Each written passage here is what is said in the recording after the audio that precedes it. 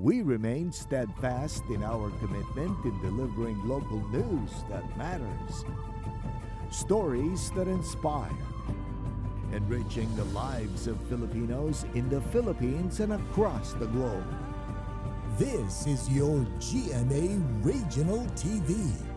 Buong puso para sa Pilipino. Ini ang GMA Regional TV Balitang Bicolandia.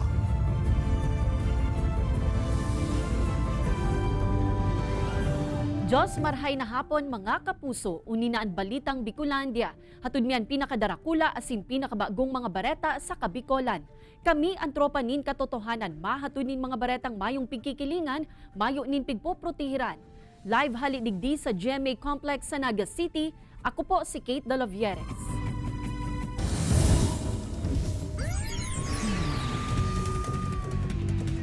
Nitso sa sarong pampublikong Campo Santo sa siyudad ni Naga, niraot kan daipa na bibistong persona. Mga alahas na sulot kan bangkay, pighabon pa. Uyan report ni Chris Novelo. Nasa luwas na kan Nitso asin nakatiwangwang na ang kabawang asin mga kalansay kan sarong babae na nakalubong sa Naga City Public Cemetery sa Barangay Concepcion Pequeña kan madiskubre kan sarong sepulturero. Sa report kan barangay nangyari ini sa pagultanan kan banggi kan September 13 asin maagahon kan September 14 kung sa inpig tutubudang hinabon na ng bangkay kan dai pa nabibistong mga sospek. Nawaraan ning sing-sing da atas ngipon si Nakuapa. Nawalat pa kan sospek sa lugar ang pirang kagamitan na posibleng ginamit kaini sa pagbukas sa Nitso. Napag-araman na bako ining enot na insidenteng iniluwas ang kaparehong ristos sa Nitso kaini asin pigtutubod ang hinaabunan. Pigkakarkulong nasa 350,000 subuot ang kantidad kan mga alas na nakuha sa bangkay. Masarong simana pa sa nakan inilubong kan taong 2019. Last year, 2019, inangyari na yan. So ito talaga, may mga nawara. Sa ngunyan pong year, we cannot say na mayong nawara, pero kung may tinada man to yung ano na to, nagkuha ka tong inot, baka itong partner na to ay yung hinahabol niya na makuha niya ngunyan. Sa ngunyan, liwat na ibinalikan manihamento kan Campo Santo sa laog kan Nitso ang nasambitan ng mga kalansay. So pag-imbestiga kami, so naghanap kami ng kamag-anak niya. Sumayo kaming nahihiling na kamag-anak niya, mana kaming na-locate na kamag-anak niya, igdiyo sa syudad kang Naga. Kasi si dati nila dyan na ko yan is abandonado na. Hagad man kan manihamento kan Campo Santo asin kan barangay na mabukta ka na ng ilaw ang Campo Santo. Mantang papahiguton man kan mga otoridad ang saindang pagpapatrolya nga na day na mautro pa ang nasambitan ng insidente. Kay banan si Carlo Abunita, Chris Novelo, Balitang Bicolandia. Panahonin habagat opisyal nang natapos sigun sa pag-asa. Paglaog kan amihan dapat naman subuot na pag-andaman kan publiko asin mga otoridad. Uyaan report ni Jessica Kalinog. Tapos na ang panahonin habagat. Inian pig-anunsyo kan DOST Pag-asa kasuudma Oktubre 12. Nagin basehan ka inian pagluyan na kan southwest wind. Asin padikit-dikit ng paglaog kan northwest wind o anduros nagikan sa Japan asin mainland China pasiring sa Pilipinas. An bulan in Oktubre, iuman subuot ang transition period pasiring na sa panahonin amihan. Ngayon, dahil pawala na yung habagat, expected naman na magdadala naman ng rainfall itong amihan, northeast wind, na ito naman ang magbibigay ng pag-ulan dito sa may bandang eastern part ng Philippines. Kasama na dyan ang Bicol, na, kasi nasa eastern part kita. Alagad nin huli sa presensya kan El Nino, piga-antisiparan na bakong gayong magiging malamig ang simoy ng hangin hasta sa Desyembre. Alagad pagtaong doon man ni konsulta, dapat na maging andam asin alerto na ang mga otoridad, pati na ang publiko, nin huli ta kritikal ang panahon na ini. Ay, ang bagyo pag na-develop yun na may El Nino, minsan malakas yun. Simula namin, nag-super typhoon din yun. Kaya, ay natural na dapat ang month na ito, October, November, December is critical month sa Bicol Region. Ang Bicol River Basin Flood Forecasting and Warning Center naka-flood watch status naman ngunyan. Nakatutok na sa mga posibleng pag-uran asin pagtaas kan level nin salog ngunyan na huring kwarto kan taon. Last quarter of the year, mas halang ka ang chances ng mga landfalling na bagyo. So kapag araw po kaya ng sitwasyon, mas halang ka ang chances ng flooding. Pigaabisuhan man ang mga residente, MDRRMOs asin LGUs, urog na sa mga barahao na lugar na magin andam asin alerto sa gabos na oras. Ta sa mga panahon na ini, ang Bicol Region, human unexposed sa mga bagyo o raot nin panahon. Kaibanan si Gerald Gandia, Jessica Kalinog, Balitang Bicolandia.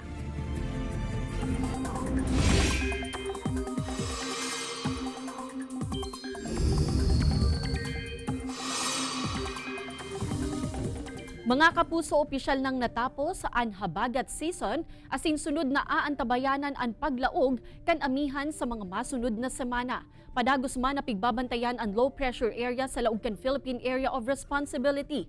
Huring nanotaran ang LPA sa rayong 365 kilometers west-northwest kan Puerto Princesa sa Palawan. Sigun sa pag-asa, posibleng nasa luwas na inikan par at siya nabanggi o sa aga. Day man pigahali ang tiyan sa kaining maging bagyo.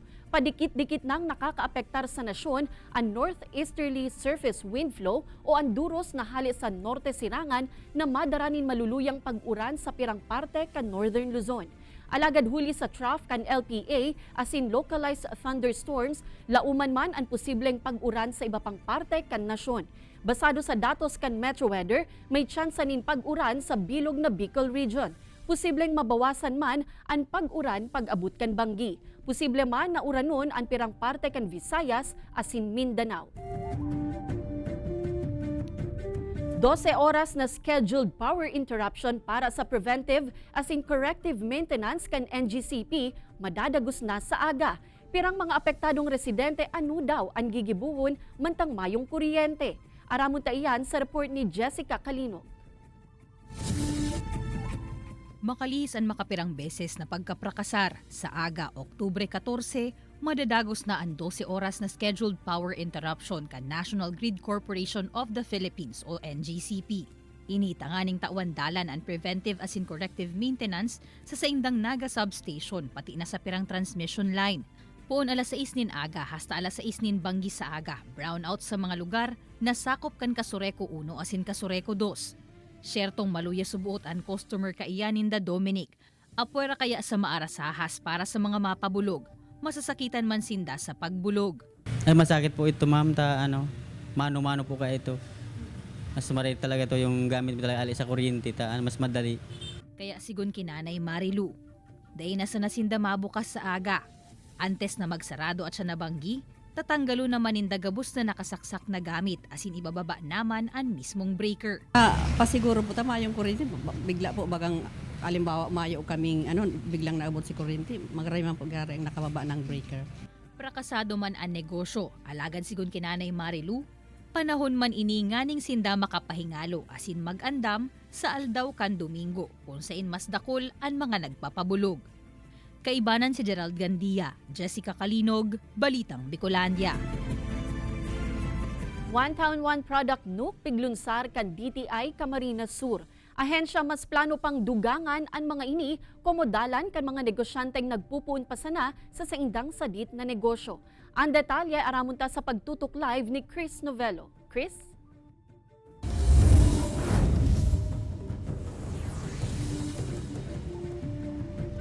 Kate, nadugangan pa ang apat na One Town, One Product Hub o NUC sa Camarines Sur yan, makalis ilunsar na kasubago ang ikalima kaini sa Naga City. Suki na din mga product exhibit si Salve na inorganisar kan Department of Trade and Industry. Aminado ini na dakula ang pinagbago asin naabot kan sa iyang mga lokal na produkto, siring kan laing in a jar asin Bicol Express na nabibisto na subuot bako sana sa Bicol region asin iba pang parte kan Pilipinas, alagad magin sa ibang nasyon. Nakaka-proud kasi parang yung mga pinagpaguran na na din, na re-recognize. At least bako na lang kaming para sa mga pasalubong shop, kundi digdi na din sa mga hotel. Ngunyan aldaw piglunsar kan DTI Camarines Sur ang saindang ikatulong One Town One Product NUC sa probinsya. Ibinuktak ini sa sarong hotel sa syudad sa pagtubod na komo sentro ng komersyo. Magkakaigatulos din immediate market ang mga napupuon pa sa ng SMMEs. Pigihiling taang tourism industry as garo partner in the promotion and selling of mga local products. Kasi ang tourism industry, grabe ang hatak sa mga turista, both local and foreign. Nagdala uman ng ahensya na sa mga siring na aktibidad, mas pang maipabisto ang mga inuurgulyong lokal na produkto bako sana sa mga lokal na turista, maging sa mga turista sa luwas kang nasyon.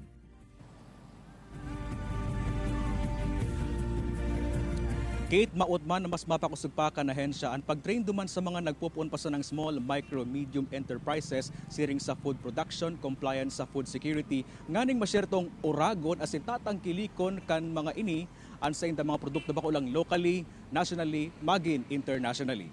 Kate? Alright, Jos Mabalos, Chris.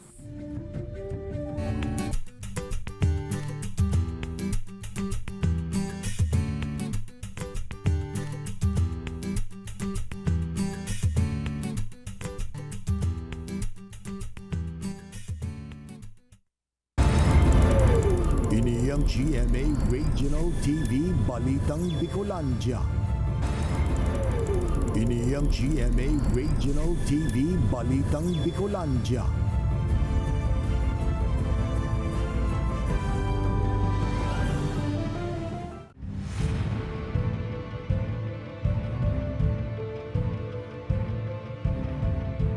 Seguridad sa banwaan nin Libon Albay urog pang pigpapahigot kan mga otoridad mantang paparanina ang barangay asin SK elections. Uya ang report ni Rosie Nieva. Pirang aldawan tes magpuon ang campaign period, mas pinahigot kan mga otoridad asin COMELEC ang pigpapautob na security protocol sa banwaan kan Libon Albay. Siyam na barangay kaya digdi ana sa irarom kan red category kaya mahigot ang pigigibong pagbabantay kan kapulisan. Ang pinuprovide namin is yung yung kumalwa sa isang barangay deployment po ng tao, halimbawa yan sa barangay, deploy kami diyan para sa hindi naman po para lang yan sa kapitan, para po sa barangay talaga po, para sa proteksyon ng barangay. Sa partay kan COMELEC Libon, preparado naman subuot sinda sa mangyayaring karampanyahan. Mahigot man ang sa indang koordinasyon sa gabos na kandidato asin mga botante, kaya mayo umani na irehistrong COMELEC-related violations. Mantang daiman pig sa irarom sa COMELEC Control ang Libon, sa ibong kanangyaring panggagadan sa sarong barangay official, makalihis na ng mag-file nin COC. So far po ang Libon is 0 pa po. Wala pa ako nasa-serve ki show cause order. Sana natatakot sir, wala man po. Pero may mga nag-withdraw na sa muya. Mientras tanto, nagpakol na ngunyan sa 15 kandidato para sa barangay and SK election sa bilog na probinsya nin Albay ang pig-isyuan kan COMELEC nin show cause order huli sa amay na pangangampanya. In kaso mapatutuohan na nagbalgar talaga ang nasambitan ng mga persona, posibleng madiskwalipikar ang kandidatura kan mga ini. Tinawan doon kan COMELEC na sa Oktubre 19 pamapuon ng campaign period, kaya mahigot na pigbabantayan ngunyan ang mga insidente nin premature campaigning. Ini si Rosie Nieva, Balitang Bicolandia. Sarong drum ang nadiskubreng nagpapataw-pataw sa tubig sa parte kan Pierre Site, Barangay Talisay East District, Sorsogon City.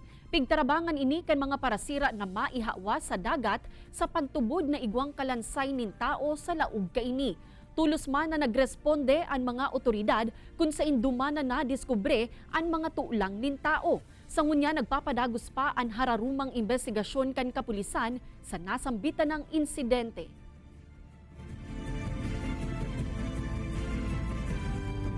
Arestado ang sarong persona huli sa paggamit nin pangke na igwang sadit na mga labot sa swamp area kan Barangay Tamburan, Bato, Catanduanes. Sigun sa report kan Bato MPS, nagresponde ang mga otoridad makalihis na makaabot sa sainda ang impormasyon manungod sa iligal na pagsisira sa mabakawan na parte kan lugar.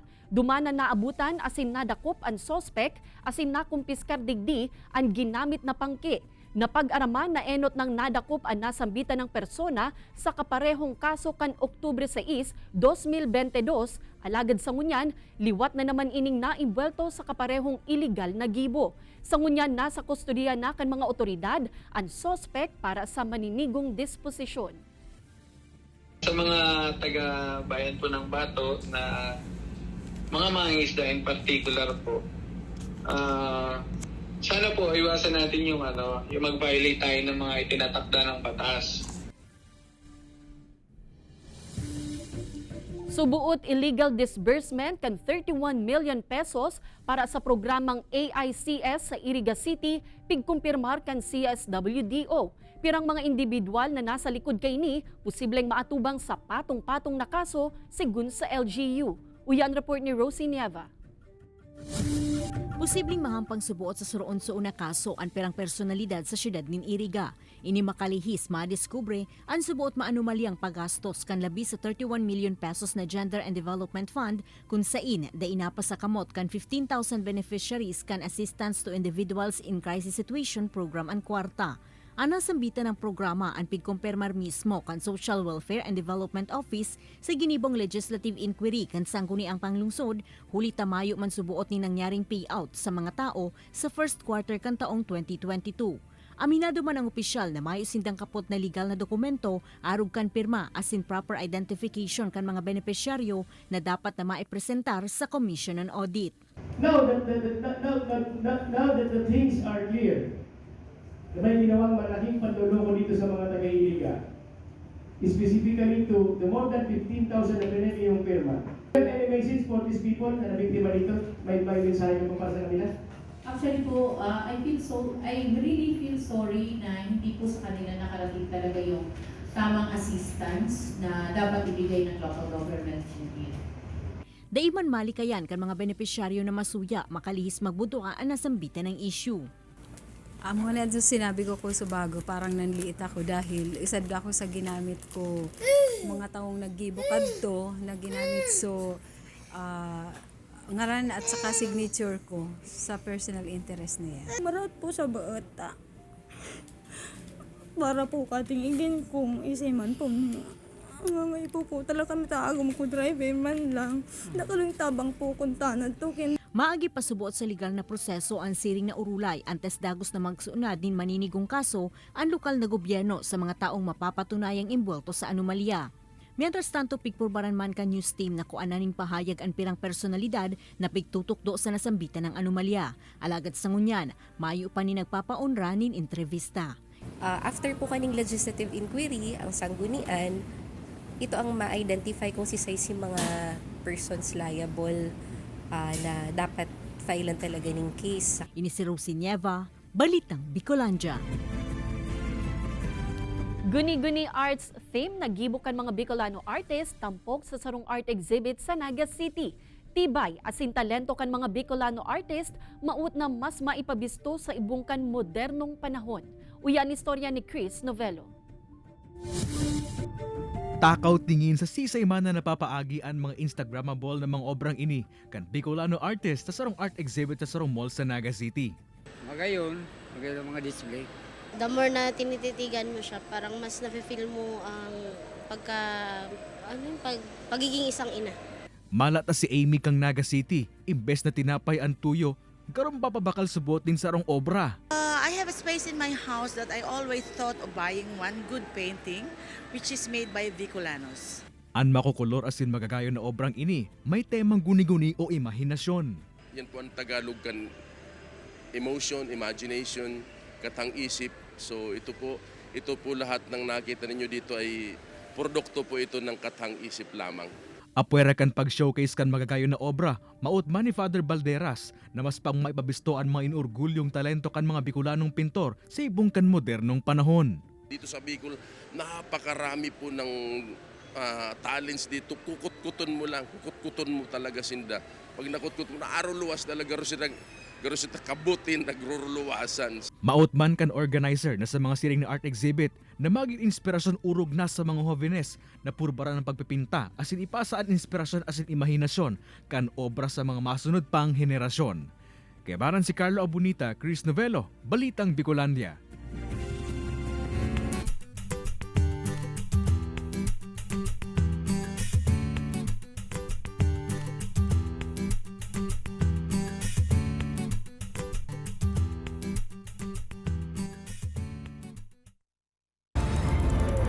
Ini ang GMA Regional TV Balitang Bicolandia. Ini ang GMA Regional TV Balitang Bicolandia.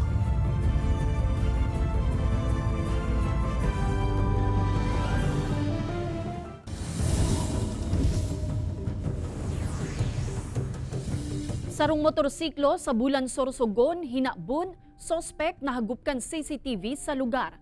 Mantang sarong classroom sa sarong eskwelahan sa Libon Albay, linaog nin para habon. Gamit asing kwarta kabala sa nalalay kan daipa na bibistong persona. Si Rosie Nieva nakatutok.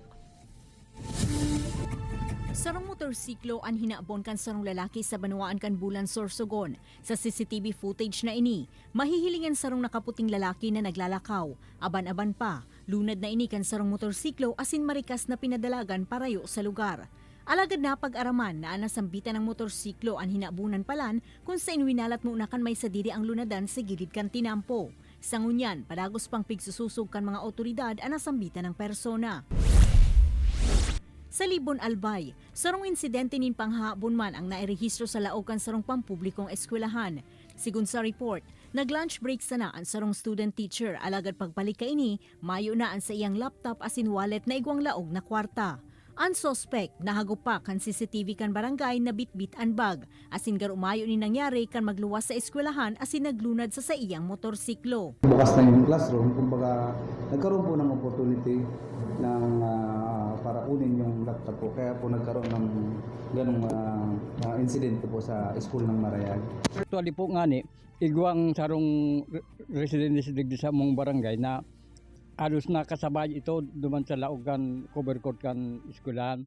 Da iba na bidbid kan kuyan kan taga-digding nagsabat kan estudyante niya. Sa ngunyan mas papahiguton pa subuot ang seguridad sa lugar nganing malikaya na ang siring na insidente. Yung mga estudyante na kung may pumasok na hindi kakilala or hindi nila kilala, sabihin po kaagad sa teacher. Tapos nilalak na talaga namin ng ang gate kahit po lunch break.